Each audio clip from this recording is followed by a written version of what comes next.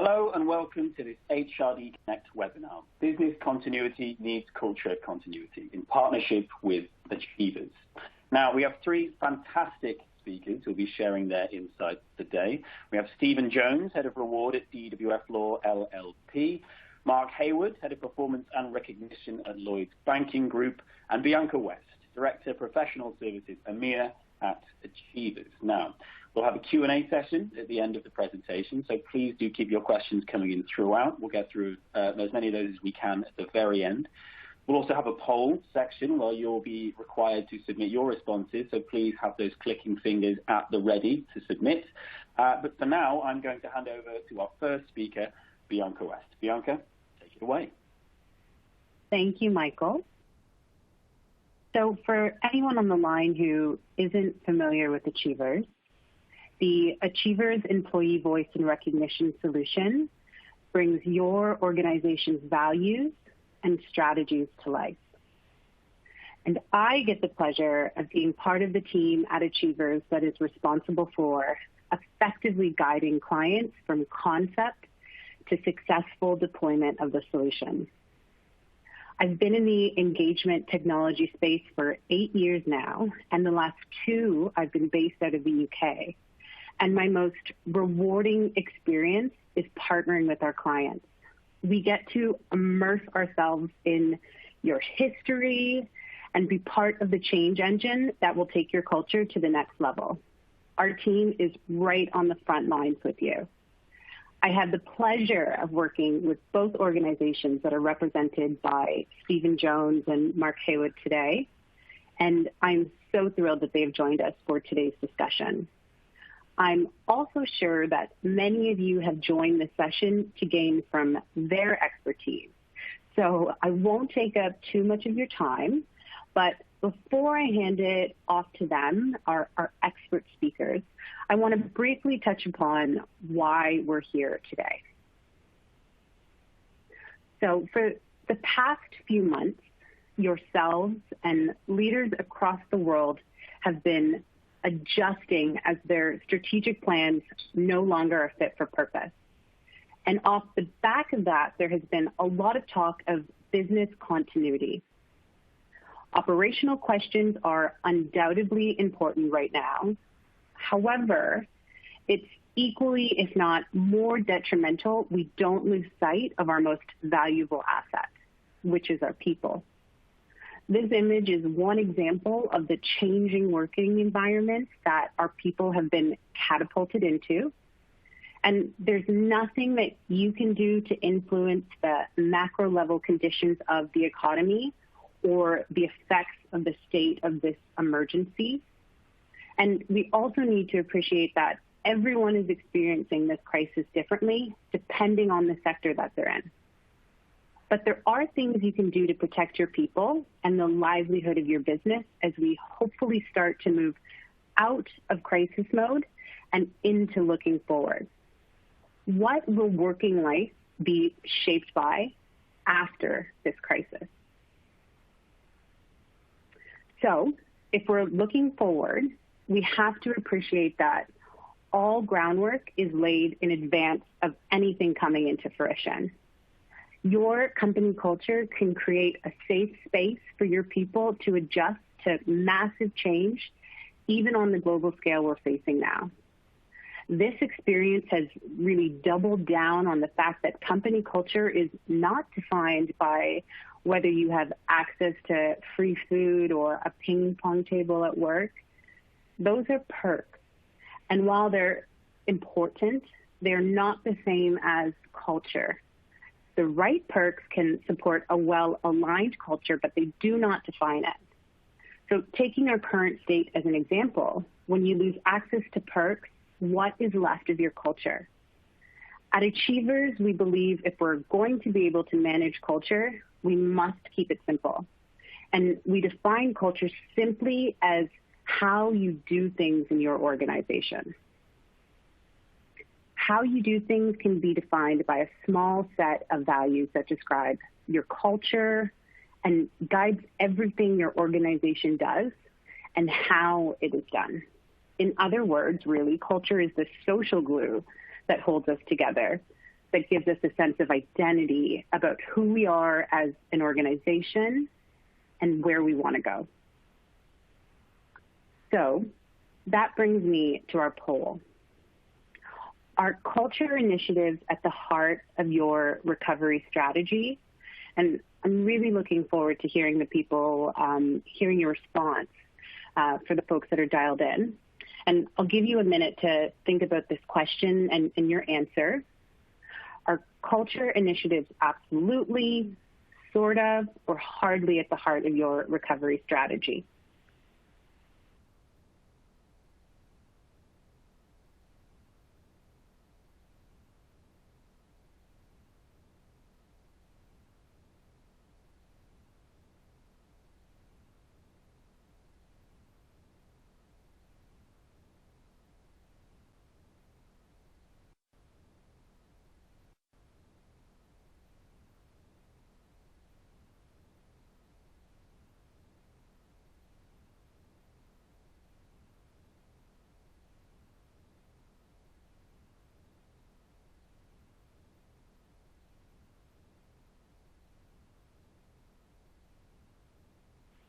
All right, I'll give you a couple more moments to think about your answer and submit it before we reflect on where everybody is on the line.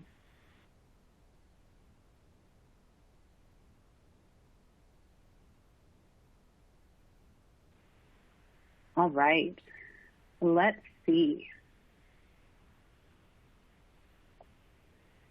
That's great.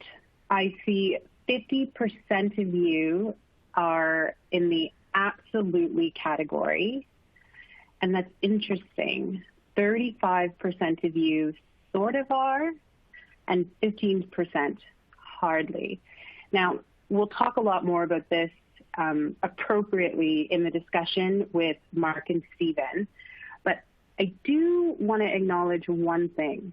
There is quite a lot of research that suggests that culture is the ultimate driver of organizational success.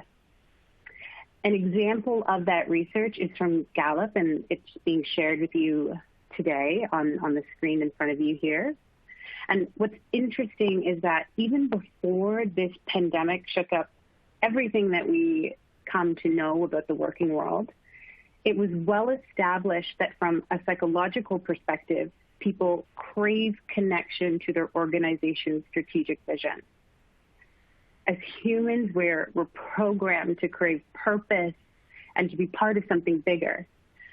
But in times of heightened stress, which we're going through right now as a globe, when employees are more likely to not really know, what to prioritize or whether their job matters, or if it's even, if they're needing to work faster and smarter and cheaper in this time period, it's even more critical to guide them to see how their individual contributions impact the bigger picture.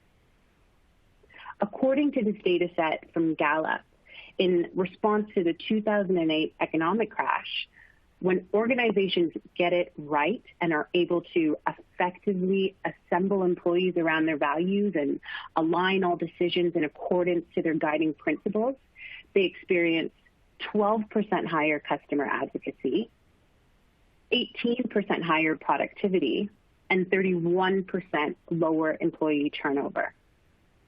What this shows is that crisis recovery has a roadmap to follow, and the foundation of your culture after this crisis is being laid down right now. With all of these data inputs combined, it's not surprising that organizations who maintain culture continuity during a critical crisis are 6 times more profitable than their competitors.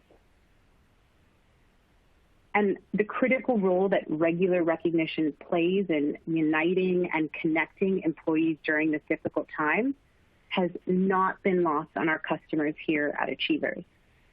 Since the pandemic, we've seen a 48% increase in recognition across our entire customer base, which represents over 300 organizations that collectively employ over 3 million people around the globe. what I find interesting is that our chief workforce scientist, Dr. Natalie Baumgartner, who has spent the last 20 years researching and understanding the engagement space, she noted on a recent webinar that in the field of neuroscience, it has been acknowledged that there's a neurological response when receiving a recognition. Part of the brain positively stimulates in the same way it would as though you were receiving cash when you receive a recognition. So again, right now, there are a lot of time-sensitive competing priorities, and everyone's trying to figure out how to do more with less resources and less time. And that's exactly what we're here to discuss. How attainable and involved is it to get there? Is culture continuity one of those HR initiatives that sound easy, but in actuality are extremely involved and hard to get leadership on board with? So I'll switch gears. It's time to hear from our experts about their views on this topic and how their businesses and leaders are responding to some of those dilemmas. I'll hand it over to you, Michael. Thank you, Bianca.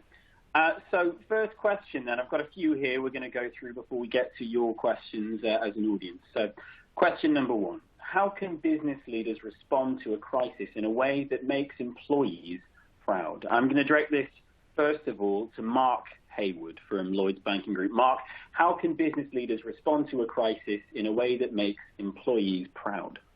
Thank you for the question. It's quite interesting. I think in my view on this is that I think a lot of it is about being human. And certainly what we've seen with some of our leaders is demonstration and honesty and empathy with people, really trying to understand the human aspects of this crisis and how it's impacting people on a day-to-day basis, and kind of acknowledging that there is an imperfection to this. So we have lots of ambiguity at this time, and when I think about where we were probably in mid-March, we didn't know what was happening on a day-by-day basis, but accepting that there is some ambiguity, but then pivoting on that and thinking about what our purpose is as an organisation. What do we stand for? What are our values and behaviours? And focusing on some very simple messages. So I think there's a lot about that purpose, thinking about your people and the role that they play, but also responding at pace. Because things were changing quickly, it was very important for us to make sure that we could be seen to A, listen to our colleagues, but B, respond quickly and put things in place that were worrying them. And probably finally, I think there's something about over-communicating to the point that if you think you've done it too much, that's probably about right. And I mean that in two ways. One, communication of messages, keeping them simple, being effective, thinking about the colleagues and the customers and reiterating some of those points. But also to that other point, listening to what our colleagues are telling us, what our customers are telling us, and responding very quickly. So that communication is really, really important. It's a perfect time to stand up and demonstrate your values and behaviours as an organisation and as a leader. And those that are authentic and are thinking about being human and empathising with people, I think are those that will probably make their employees proud, not only of the leaders, but also of the organisation. And it's a real moment in time for one to demonstrate that. Thank you, Mark. Stephen Jones, what do you think? How can business leaders respond to a crisis in a way that makes employees proud? Thank you, Michael. Yeah, just to really reiterate on what Mark said there, I think, again, a lot of people, certainly in the industry that I'm in, which is the legal sector, believe that lawyers are not very empathetic and don't really think about their people.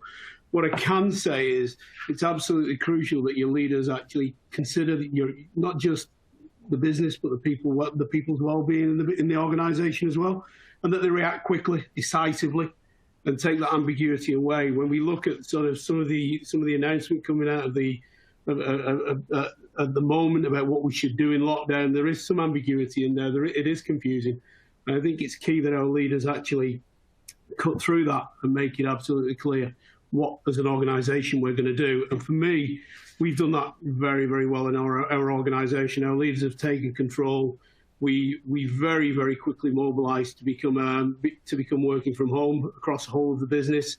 And I think, speaking not just from myself, but from our colleagues' point of view in DWF, it's made us exceptionally proud of our full leadership team. Communication throughout this pandemic has been absolutely crucial and overkill. There's no question about that. And I think Mark touched on it there. The more you communicate, the more your employees get to understand what you're trying to do to keep not only them safe, but the business continuity safe as well, so that when you move into outside of this pandemic, we've still got an organisation to come to and a business to work and a business that's still profitable and providing a decent service and a great service to its clients. So yeah, absolutely, communicate, be clear, be open, be honest, but be decisive and make those decisions, because not making those decisions actually causes more confusion. Thank you, Stephen. Bianca, do you have anything to add to this? It's an interesting question. I think pride is a particularly important thing to try and foster right now among employees. Do you think there's anything you might add to this? Absolutely. Apologies, as I battled with my mute button, which I'm sure we're all doing more now than ever. It's part of the new working world, I think, Bianca. Of course. You know, I completely am aligned to the two responses from Mark and Stephen, but one of the things that Achievers has done really well is listen to employees. I completely appreciate that, what Mark said actually around responding at pace, making their employees feel proud, and even, you know, Stephen, you mentioned acting decisively and making those hard decisions. And I absolutely think as an organization, we've done that and we communicate that. But the opportunity to survey your employees and get real-time feedback on how they might be feeling on a rapid change and fluidity of everything that's going on is so important. So you can be even more fact-based in your decision-making. And that's actually one of the tools that I'm going to be sharing with the group at the end of the webinar as well, so they can start using a similar philosophy today as well. Fantastic. Thank you, Bianca. Okay, we're going to move to our next question, which is, what tools are needed to truly understand the qualities, behaviors, and values of your people? How can you embed them into your company culture? Now, Stephen, I'm going to go to you first for this one. What do you make of this? Again, struggling with the mute button there for a second. There's lots of different tools, and we were very, very lucky, if I'm totally honest with you. We've had recognition tools, we've had feedback tools. We use Yammer significantly in this organisation. We had a previous recognition tool before we actually started to speak to Bianca and implemented Achievers. We were exceptionally lucky that we got Achievers in before the pandemic, and with that, not only just the recognition tool, but our pulse surveys as well. So we were effectively putting lots of pulse surveys out there, our standard pulse surveys to understand the feedback of our employees, plus regular check-ins that we can check just exactly what employees are feeling at this point in time, and then taking that and making actions from that as well. So one of the first things we did when the pandemic struck was escalate. We were looking to put in as a benefit for people a doctor helpline through one of our providers, and that was planned for later on this year. And very, very quickly we mobilised, we got that implemented so that we could actually support our employees in that way, listening to what problems they were having, and it came quite clear that they couldn't get in touch with the GP surgeries, they couldn't get the appointments that they needed, and this enabled us to do that through that tool. So I think it's those listening tools, surveys, making sure that you use the tools that you've got and that you listen to what your employees are saying, and then we give them feedback straight away, and we get into that and we start to make actions that we need to do. Thank you, Stephen. Mark Heywood, which tools do you think are needed, and how should they be embedded into a company culture?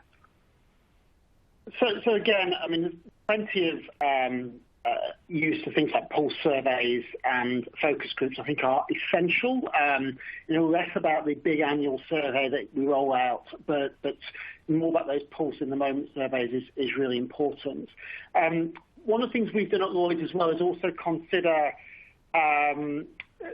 doing sort of behavioural science kind of surveys on colleagues to look at how they think about certain scenarios and situations and compare their own value set against the group's values and behaviours, and see which processes and areas of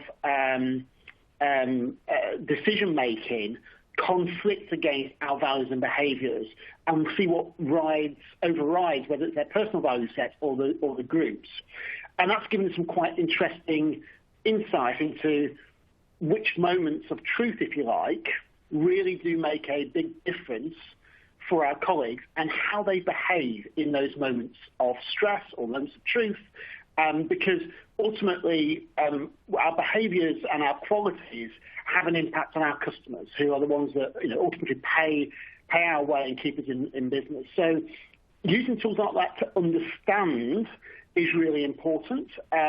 I think the moving into how you embed them, once you've got a really steady understanding of your culture and your business and how you want to operate, I think there are a variety of things. As Tim just mentioned, that using that value to kind of recognise those behaviours when you see them. Our system's called Valued. We recognise people's behaviours on a day-to-day basis. That's our key driver rather than pure business results. But also thinking about, especially with your leadership, when we recruit leaders, when we put them through selection processes, understanding how they perform against the values and behaviours we want from the organisation. So we've got the right fit in the organisation. And when we recruit people throughout, a big part of the way we recruit is about our values and behaviours, so that we're getting the right people coming to work into our organisation, and we're not having almost organ rejection by recruiting the wrong types of people to come and work at Lloyds Banking Group. And I think those sort of things are really important. One understands what it is that drives people, what it is that motivates them, but also how do you retain them, how do you recruit new people, and how do you ensure that you continue to live that moving forward. So I think it's a real mixture. Pulse, doing the focus groups, think about your recruitment processes, thinking about how you reward and recognise people, and try and understand how they react in those true moments of stress, which we all have on a day-to-day basis, because we're human beings, and how can we kind of help mitigate that. So design processes and systems to help your values and behaviours rather than conflict against where you want to get to. Thank you very much. Bianca, I'd be interested to know your perspective on the embedding here of those tools into the company culture. How do you think those tools can be best embedded? How does that operate? Absolutely. So to the commentary that the two gentlemen have mentioned already, once you have your values, systematically part of your organization, to embed them, you need to frequently reinforce them. And those values being tied to recognition is one way, low-hanging fruit, to get it part of really the veins of your organization. So we completely appreciate that leaders need to set the tone for how recognition and values align, but your employees keep the pace. They're on the front lines. They know exactly the grit needed to keep up at a time like this. As well, they are the ones experiencing the empathy, and they can align some of the great work that's being done to those company values.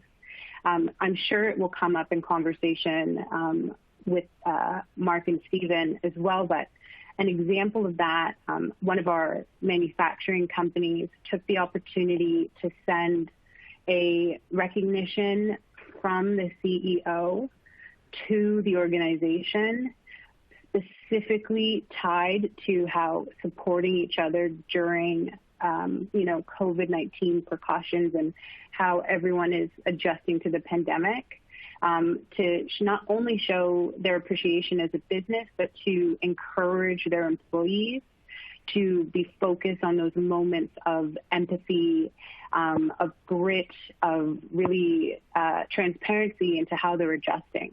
So when I talk about reinforcing those values, I mean partnering with your engagement specialist to really understand how you can do that in a authentic and reactive way that makes sense for your business culture. Thank you very much, Bianca. Okay, we're going to move to our next question now. Our question 3. How can you give employees a voice when going through a period of change? Mark Heywood, I'm going to direct this question to you first of all. How can you give employees a voice when going through a period of change? I think this kind of touches a little bit on the previous question. I think whenever we look to do change, we always want to listen to our colleagues to understand their perspectives, but also not just when you are designing the change or reacting to the crisis as we've had to do recently, but also when you go throughout. So whether that is, as we mentioned earlier, pulse surveys, whether that is focus groups, whether that is just looking at, many organisations have things like Yammer and Hive and various apps that colleagues can interact with. Assessing and analysing those comments and trying to understand what the trends are and the sentiment behind them is also a very quick and easy way to get a view as to how people are reacting and their voice, and then deep diving into that. So I think there's a bit when we start at the start, but also continuing to do that throughout. When products get launched, it's important to understand how they're landing. I think with COVID, as with every announcement from the government, or there will be a different set of circumstances. The announcement we had on Sunday, people start to talk about the schools going back. People have gotten to a norm with homeschooling, but if reception years 1 start going back and you've got another child, say in year 3, that's going to give our colleagues a different set of problems to manage, and therefore understanding how each interaction, each change in the approach has, and listening and adapting, and as we said at the start, being quick to respond, really important. So use your digital channels, do your pulse surveys, continue to have focus groups, albeit they may be virtual these days rather than face-to-face, but continuing to have open dialogue, be very transparent. I think really important when there are, even if the thoughts from colleagues are not always, they're more remote than they are maybe a suggestion, even responding to those, being transparent about the answer and giving context will really help employees understand, but also help them with their voice. And what we see sometimes is that having those open and transparent methods, actually colleagues will go on social media, but it's other colleagues that are helping them to manage the situation rather than Big Brother head office, somebody answering the queries or questions or their issues or concerns. We see lots of self-correcting within our organisation, our culture. So having those options open to you, for me, that works well, especially in big organisations over a bit of disparately set up, whether in different locations and different geographies. Quite important to have that sort of open and honest, transparent way of doing things using different medium. Thank you, Mark. Stephen, then, what do you make of this? How can you give employees a voice when going through a period of change? Hard to add much to what Mark said, basically, other than to reiterate for me the voice part of this. It's absolutely crucial when you're going through change that you involve your employees, that you involve either through focus groups, through individuals, so that individuals are part of those change programs so that they can actually cascade that down. From an organisation that has, certainly in my time that I've been there roughly about 18 months now, I've seen some massive change, which included being one of the first companies to list on the stock exchange. We've had to really involve our employees at every level. A strong culture and an embedded culture helps with that. being clear and open and transparent with people, making sure you can communicate in 7 different ways. One communication channel doesn't work. You can't just email people and expect them to read that email. You've got to do it differently. And you've got to plan. You've got to plan for how you're going to communicate that. You've got to plan to make sure that people are aware of what the change is, why you're making that change, what that change means to them, but why you're doing it for the organisation as well. Is it for the future of the organisation?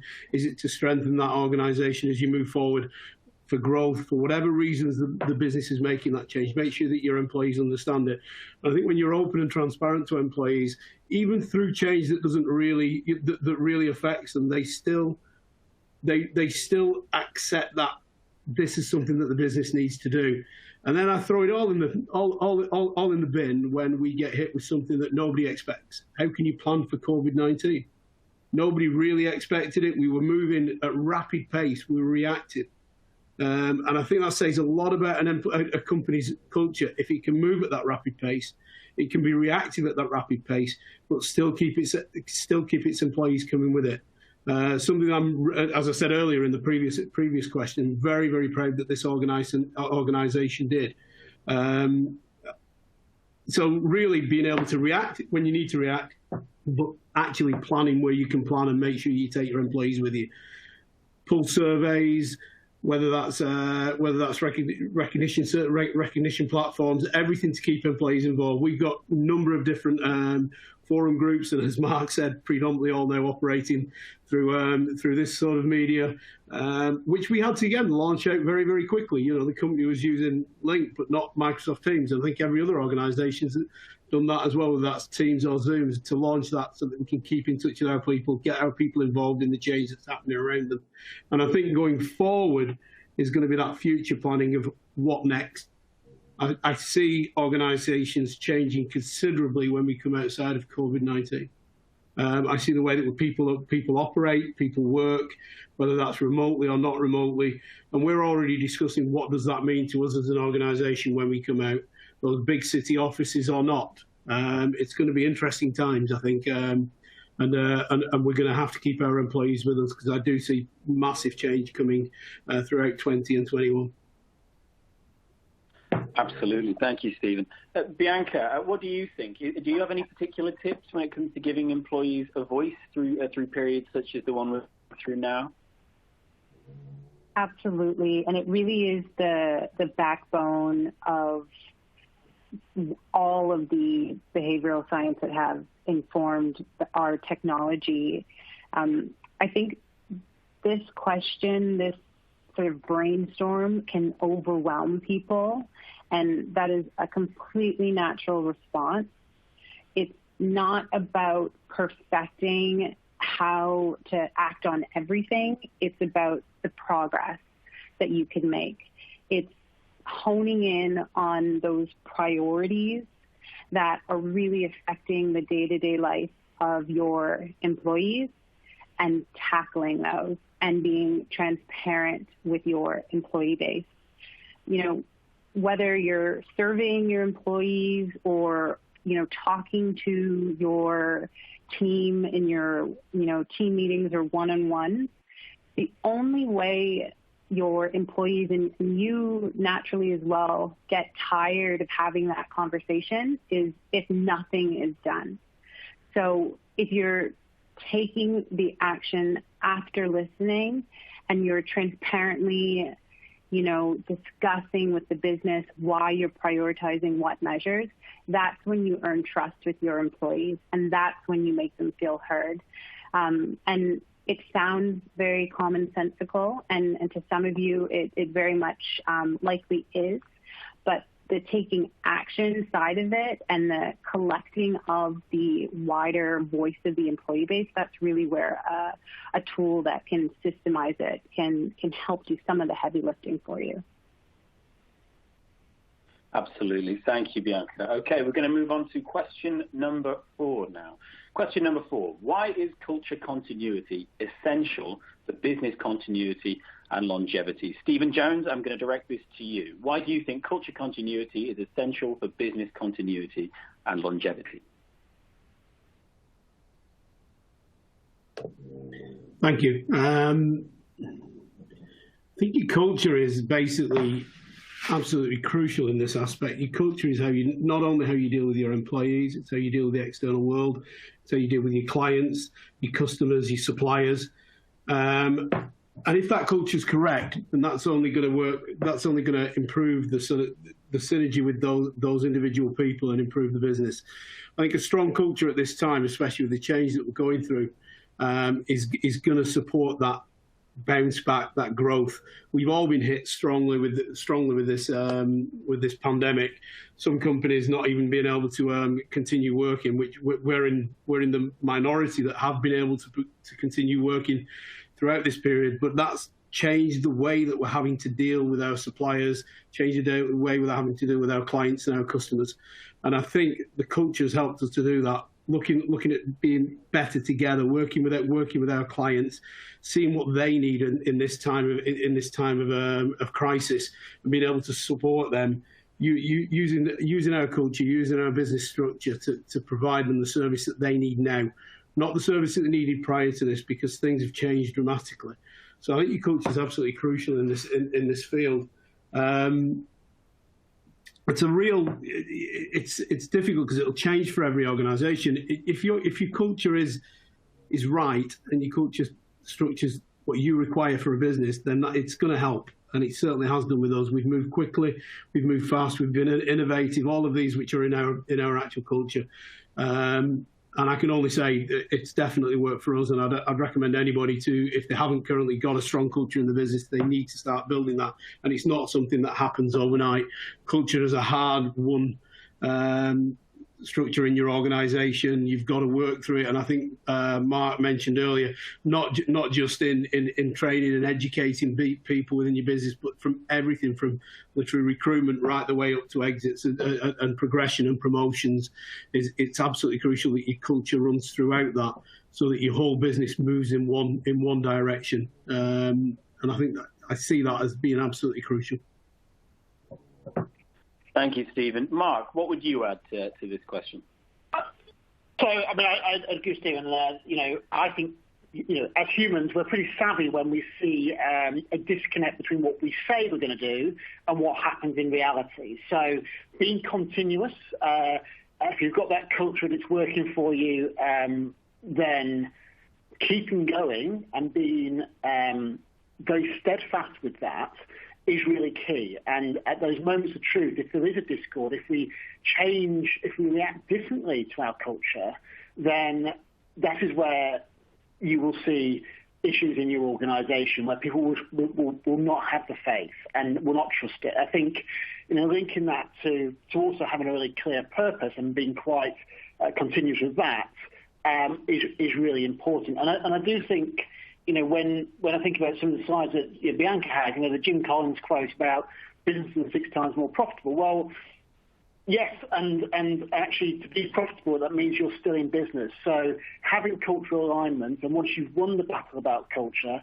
being really clear about it and continuing to communicate and sticking to it will give you long-term benefits. And I think it's Peter O'Connor, obviously, says culture eats strategy for breakfast. Absolutely. I think these sorts of things are essential if you are going to continue to be in business, because your strategy can evolve, but probably your culture and your values and your behaviours are things, and your purpose probably are very, very steadfast, whereas you can change your strategy, change your short-term initiatives, but having something you can hang your hat on, especially at a time when everything else is changing, gives people comfort, gives people something to hang on to and be able to believe in, which in turbulent times is really important. Thank you, Mark. Bianca West, why do you think culture continuity is so essential then, especially in a time like this? Of course. So I did talk about this a little bit earlier, and I want to acknowledge it again.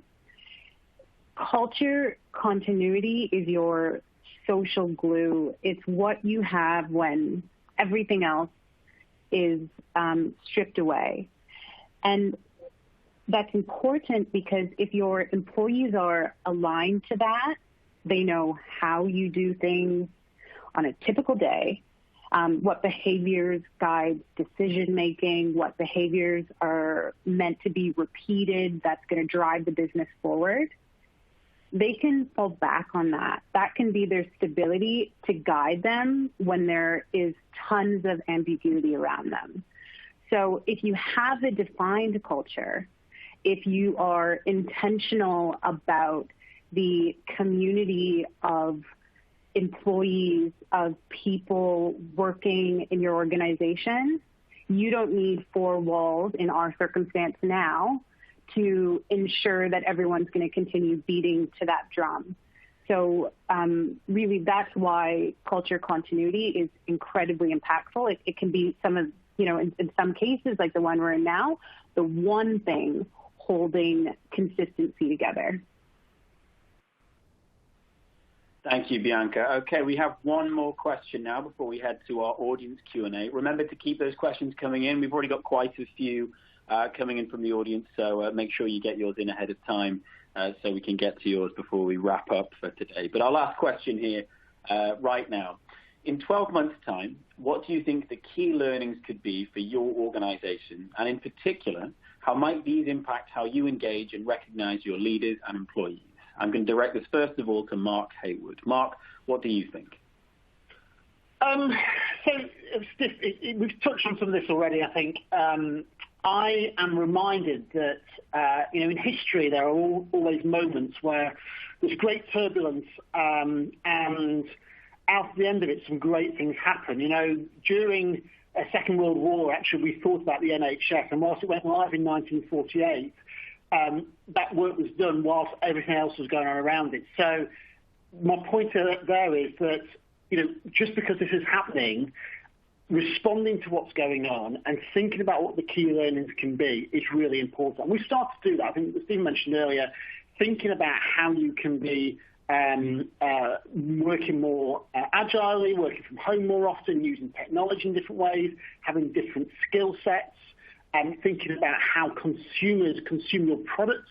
We've seen changes in customer behavior because they're not coming into our branches anymore, but they're using more digital products. So all of these things, I think, are massively important in terms of understanding what's going on and then setting out how you want to change moving forward. What probably we also probably need to think about is also the key learnings from a leadership point of view.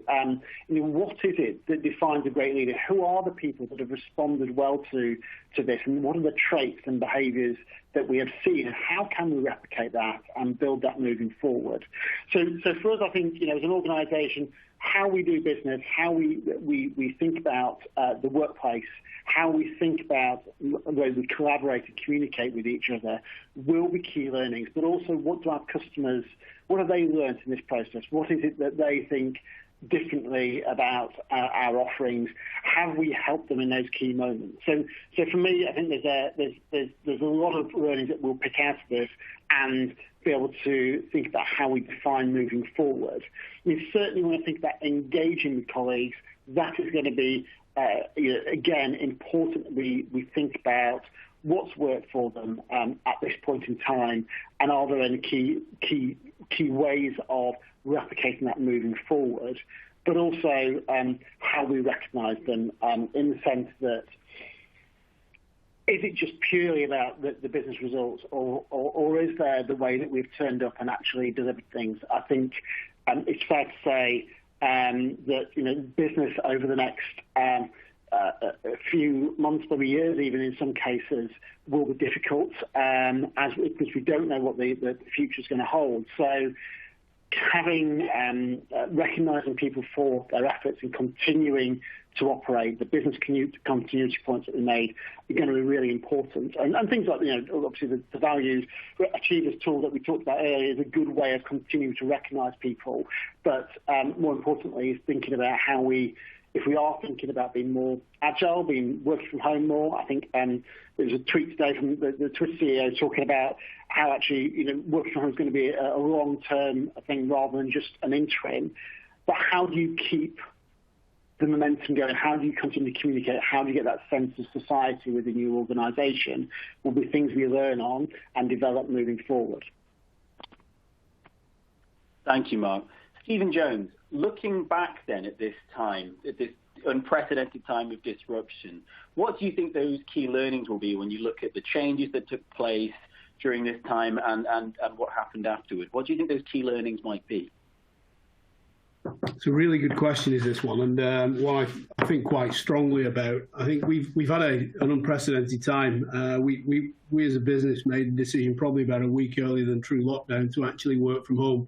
The decision made by our leaders very early on to protect our employees, and that made us have to rethink about what we were doing immediately and with a quick response. My team alone were looking to launch a brand new reward platform that we've been working on for 6 months, and suddenly had to rethink the way we were going to communicate, the way we were going to react to our employees, and the way we could make sure that our employees were aware of what changes we were doing. So it's a really, really good question. I think there's a lot to take away from what's happened over the last 8 weeks, and probably even longer, 8 to 12 weeks. I think for me, working together during this period of time and making sure that your teams are still interacting, that you're providing that service to your clients, and that people are being recognised and actually being, congratulated for the good work that they're doing in a time of crisis is absolutely important. We've seen some amazing results, in our sort of recognitions over the last 8 weeks. We increases of 7% on people that are logged into the system, taking us nearly to 85%, which in all honesty, 85% of our employees using our recognition platform. Bizarre on the grounds that, like I said before, really in our previous system, 30-40%. Our recognitions have increased by nearly 400 per month. Now that's nearly a third increase in recognitions that's occurring, and that's an interesting concept, that people are actually using this platform more. How do we keep that going in the new world? How do we keep that going with the changes that we're going to be making as an organisation?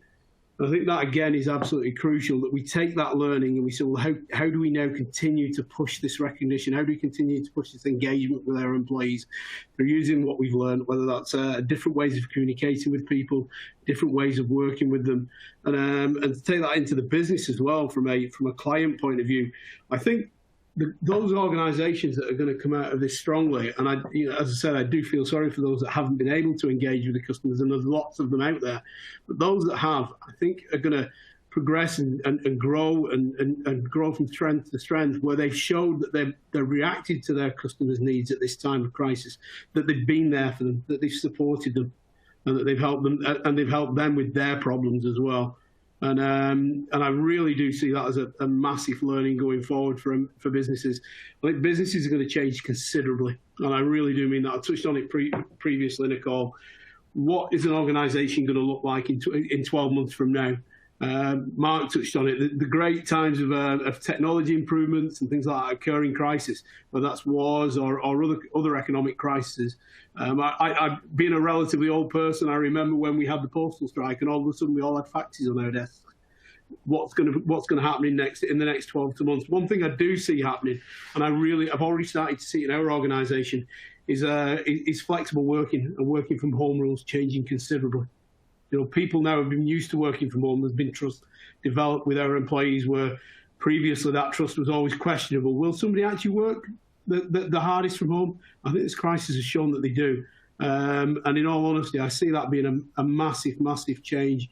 Watch what happens in the friendly policies world and people working from home. I think we'll see some reductions in, we all work on utilisation in offices. That might be 80, 90, 70%. I see those dropping in the next 12 months, potentially 50, even less, as people become more and more attuned to working out of their homes, instead of actually having to make those commutes into business areas. I'm actually quite looking forward to what that does for the HR world in the next 12 months to 2 years. I think it's going to be an interesting time to be in this profession.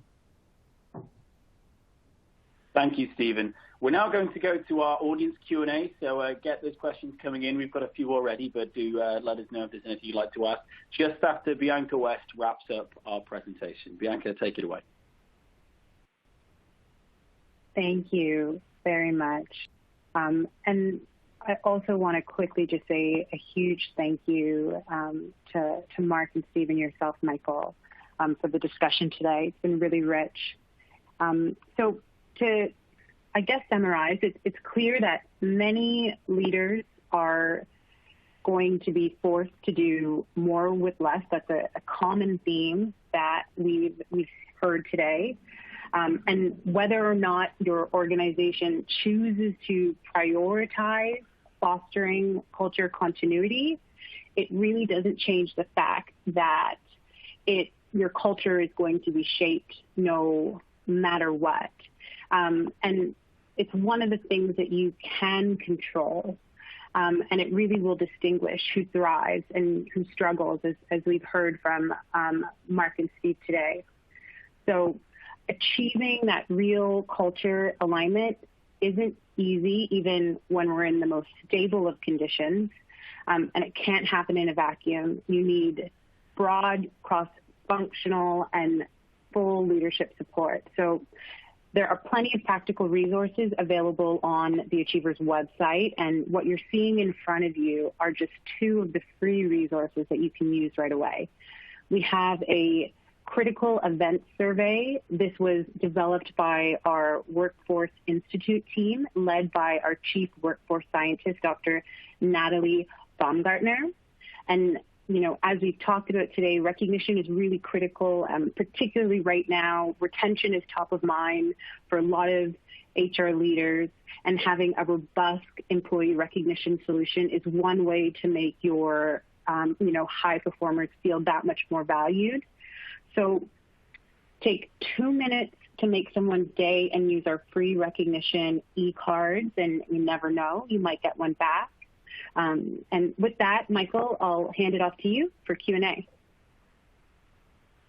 Thank you so much, Bianca. Now we're going to get as many as we can in the brief time we have left. So the first question, this is a really interesting one. This comes from Ekiamu Asaya from Oscar Paints LLC. Now, he asks, how do I identify and follow the culture of a company as an employee? Is it the responsibility of the company to communicate the culture, or my duty to identify and follow the culture? Mark, I'm going to direct this to you. Quite interesting. Whose responsibility is it here? Is it the employees, or is it up to the leaders to communicate that culture effectively? So my view would be a joint and several. If everybody is going to see it's a team game, ultimately, no one person, or one CEO, or one sales director can make a company work. I think, to my mind, working together to identify what that culture is and communicate it comes from the CEO and the leadership team that support them. But as we said earlier, making sure that your processes, your internal HR processes, whatever they are supportive of that, give colleagues the framework to operate within that culture. And therefore, as a colleague, once you know what that culture is and what's expected of you, I would say that is your responsibility to fall in there and give feedback and be part of the process, because it will evolve. There will be nuances as time moves on. But to my mind, it's very joint and several. It requires all parties to play a part in the culture, because I think, as Bianca says, culture is the thing that happens when people aren't watching you, right? And that we all play a part in that. So good communication and taking part makes a massive difference. And if you buy into it and you're into the culture and the purpose of the organisation, actually that will have its own motivational impact on how you perform and how you enjoy your time at work, because you're spending an awful lot of time at work, and enjoying it whilst you can, I think, is quite important. Thank you, Mark. That was a fantastic question, so thank you for submitting that. Stephen, on a similar vein, this question, how can we support and encourage managers to prioritize culture within their teams when they're already spread so thin in the current crisis?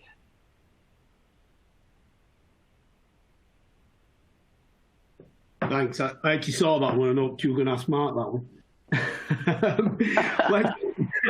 Let's be honest. I think it's absolutely crucial that managers at this time actually do follow the culture of the organisation. And if you've trained those managers correctly beforehand, if you've recruited those managers to your cultures, to your values as part of your recruitment campaigns, and you've embedded that culture in your managers, then managers don't see culture as being something that spreads them too thin. They see it as part and parcel of their working life. You know, they refer to it as a regular tool, and they use it as a management tool to drive the right behaviours in their employees. I think it's crucial that we make sure that we support them as an HR team, that we educate them as and when we can, and that everything we do points to our culture, whether that's communication, whether it's training, whether it's recruitment, whether it's reward and recognition. And I think actually, you don't spread people too thin in culture with culture. If culture is embedded in your organization, it's like riding a bike. It's the best way I could put it. You never forget how to ride a bike. Whether you rode a bike 20 years ago, you can get on it today. It might be a bit wobbly, but you'll still be able to ride it. And I think this is absolutely crucial with culture as well. If you live and breathe your culture as an organization, it isn't a chore. It's not something you have to do. It just works with the life. And I think that's about embedding culture, making sure culture is the heart and soul of your organization. And if you do that, it won't be a problem. Thank you very much, Stephen. Bianca, just before we wrap up, do you have any thoughts on this, how we can help our teams in this way? Honestly, with the responses from Mark and from Stephen, I think we've really hit the nail on the head. I want to just acknowledge something from a culture perspective, from a change management perspective, that this has been the most or the best example of how a really strong change management plan that aligns your leaders to the cause can really work wonders when it comes to disrupting your normal pace and doing something for the benefit of the organization. And if there's one thing I could leave the folks on the line with from an Achievers perspective, that's really our philosophy for rolling out any system that's aligned to engagement. And Stephen, I loved your sort of line of, it's like riding a bike. Once you've done it once, you can keep iterating on it and working to make sure that it's an appropriate reflection of your business and the intentional culture that you're looking for. Thank you so much, Bianca. I'm afraid, everyone, that is all we have time for. We're just at the top of the hour now. Thank you so much to Mark Heywood from Lloyds Banking Group, Stephen Jones from DDF Law, and Bianca West from Achievers for joining me and speaking today, and to you for tuning in, watching and listening. You can enjoy this again on demand on HRD Connect. Remember to subscribe to HRD Connect and the HRD Live podcast for more insights very soon. And be sure to check out Achievers. Thank you so much, everybody, for tuning in, and we'll see you again soon.